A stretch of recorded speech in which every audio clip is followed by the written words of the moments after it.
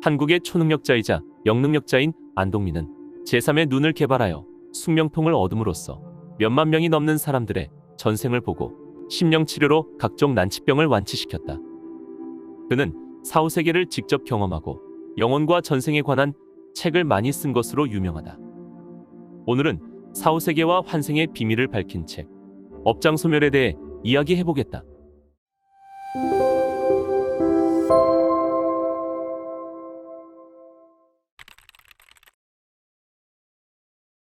평소에 영적인 지식이 풍부한 사람이 죽으면 곧 보호령이 나타나 저승인 유계로 떠나게 된다.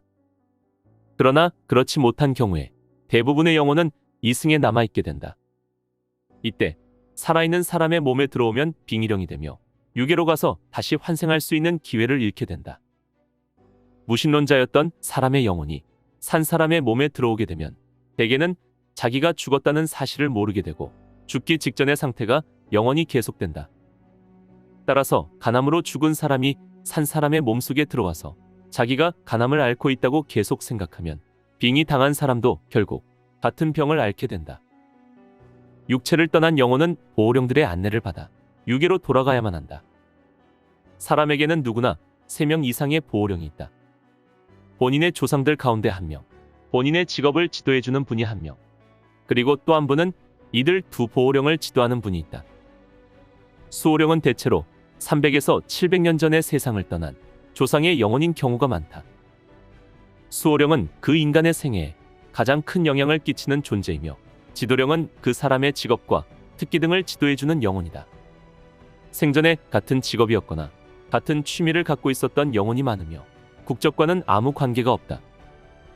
유체 인간으로서 완성된 존재는 남의 육체 속에 빙의할 필요도 없지만 이승을 떠도는 영혼은 육체의 도움 없이는 스스로 생명 에너지의 공급을 받을 수 없다. 남자로서 아내를 비롯하여 많은 여성들을 괴롭히고 아무런 반성도 없었던 사람들은 틀림없이 다음 생애에는 여성으로 태어나게 된다.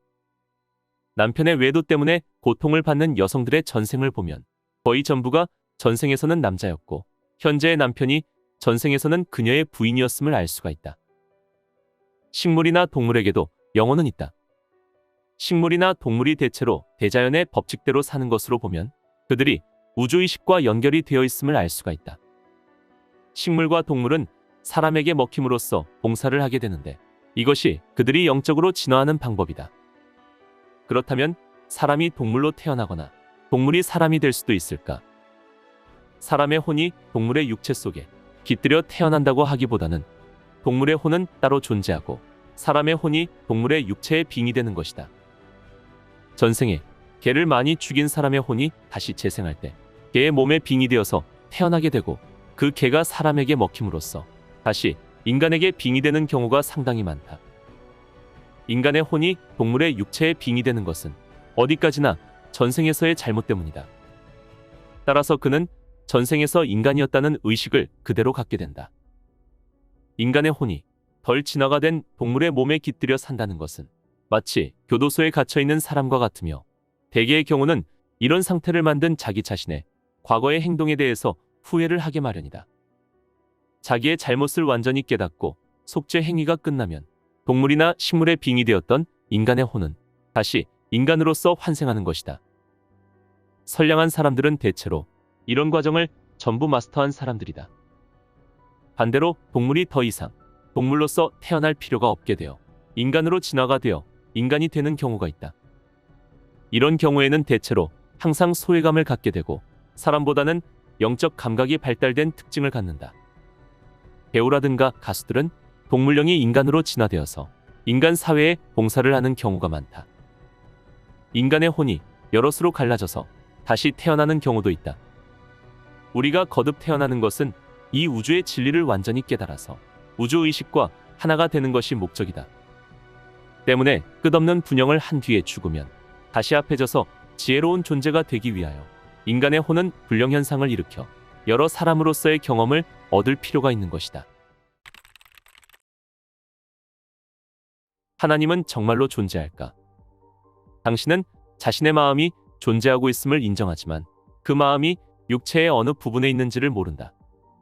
그러나 마음은 분명히 존재한다. 마찬가지로 하나님은 이 우주에 가득 차 계신 인간의 인식을 넘어선 하나의 거대한 사념인 것이다. 하나님이 절대로 안 계시다고 부정하는 것은 마치 자기의 마음이 존재하지 않는다고 하는 것과 같다.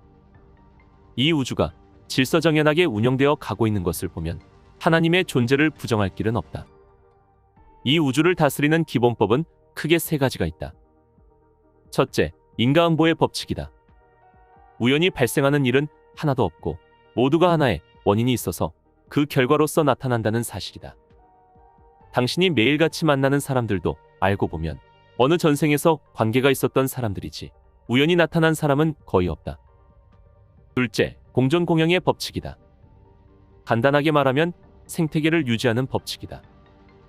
인간들이 이 공존공영의 법칙을 안 지키면 생태계는 파괴되어 인간 자신도 멸종하게 되어 있으므로 이 두 번째 우주 법칙을 지켜야 함은 당연한 일인 것이다. 셋째, 불간섭의 원칙이다. 한국인이 아무리 훌륭하더라도 미국 대통령이 될 수 없듯이 신도, 인간 세상에 직접적으로 간섭할 수 없다. 우리가 살고 있는 이 우주는 인과율이 지배하고 있는 세계이기 때문에 그 누구도 자기가 스스로 만든 원인에서 비롯된 결과에서 도망칠 수 없다. 전생에 살인을 했다든가 이유 없이 동물들을 죽였을 경우 그 원한을 가진 혼들이 가해자에게 빙의되는 것을 보호령들이 막을 수 없는 것도 바로 이 때문이다. 옛날 사람들은 거의 모두가 영혼의 존재를 믿었고 또 극진히 제사를 지냈었기 때문에 죽으면 곧 보호령이 마중을 와주었지만 요즘은 그렇지 않은 경우가 많다. 대개 죽은 뒤 49일 동안 방치된 상태에 놓여 있다가 본인이 깊이 깨달아서 하나님을 찾거나 보호령을 찾으면 그때 비로소 보호령이 나타나게 마련이다. 그렇기 때문에 고질적인 병으로 고생하다가 죽은 사람들은 저승으로 가는 길을 잃고 가까운 집안 식구에게 빙의되는 경우가 많다. 또한 살아있는 사람의 파장이 죽은 사람의 파장과 맞을 경우에도 빙의되기가 쉽다. 그리하여 마음을 악하게 먹으면 악령이 찾아와서 보호령이 되기 때문에 점점 악의 구렁텅이에 빠지게 되는 것이고, 올바른 생각을 갖고 착하게 살면 선한 보호령이 와서 보호를 해주게 되어 있는 것이다. 이 말은 곧 본인의 마음가짐에 따라서 보호령의 종류도 바뀐다는 것이다. 따라서 모든 것은 자기가 마음먹기에 달린 것이고, 좋은 일만 하려고 노력하는 이에게는 굉장히 영격이 높은 보호령이 보호를 해주기 때문에 죽은 사람의 혼이 빙의되는 것을 막아줄 수 있다. 또한 전생에서 죄를 많이 저질렀다고 해도 깊이 반성하고 좋은 일을 하고자 노력하면 업장은 점차 없어지게 된다. 특별히 나쁜 짓을 하지 않았는데도 하는 일마다 잘 안 된다면 그것은 전생에 지은 죄가 이생의 결과로서 나타나서 점차 사라져가는 모습인 것이다. 보호령이라고 해서 어떤 경우에나 자기를 보호해 줄 수 있는 것은 아니다. 내가 만든 원인이 결과가 되어서 나타난 현실은 내가 책임질 수밖에 없다. 이승에서의 능력은 모두가 전생에서의 경험이 토대가 되어 있기 때문에 전생에 음악을 공부한 사람은 이승에서 음악으로 크게 성공을 하게 된다. 어린 나이에 피아노를 배우지 않고도 피아노를 아주 능숙하게 친다든지, 그림을 배우지 않고도 전문가 이상의 그림을 그리는 아이들은 그 방면에 정진한 사람들이 환생한 경우인 것이다. 동물의 혼이 진화되어서 처음으로 인간이 된 경우와 수없이 많은 윤회를 해서 태어난 사람 사이에 지혜와 능력의 차이가 있는 것도 너무나 당연한 이치이다. 사람의 인격은 다같이 소중하지만 능력에는 차이가 있게 마련이다. 왜 착한 사람들은 항상 악의 희생이 되며 악한 사람들이 사회적으로 성공할까? 악인이 자기 욕망대로 살면서 한 번은 뜻을 이룰 수도 있겠지만 결국은 어떤 형태로든 처벌을 받게 마련이다. 당대에 그런 현상이 일어나지 않으면 다음 자손의 세대에 가서라도 틀림없이 좋지 않은 변화가 온다. 짧은 안목으로 보면 악이 승리를 거둔 것 같지만 긴 안목으로 보면 지금까지 인류 역사에서 악이 끝까지 번성한 예는 한 번도 없는 것이다. 인류를 국가 단위로 볼 때도 역시 마찬가지다. 이웃나라를 침략하고 짓밟은 나라는 결국은 자기가 남에게 준 고통을 스스로 물려받아야만 한다. 이제는 전 인류가 크게 깨달아서 하늘의 섭리인 공존의 정신을 터득하여 자연 환경의 질서를 되찾지 않으면 인류는 반드시 멸망하게 되어 있다. 영격이 높은 보호령이 자기를 보호해 줄 수 있도록 마음과 몸을 같이 수련하는 것이 중요하다. 항상 감사하는 마음을 가지고 우주와 하나가 되는 시간을 많이 가질 때 그는 빛 자체가 된다.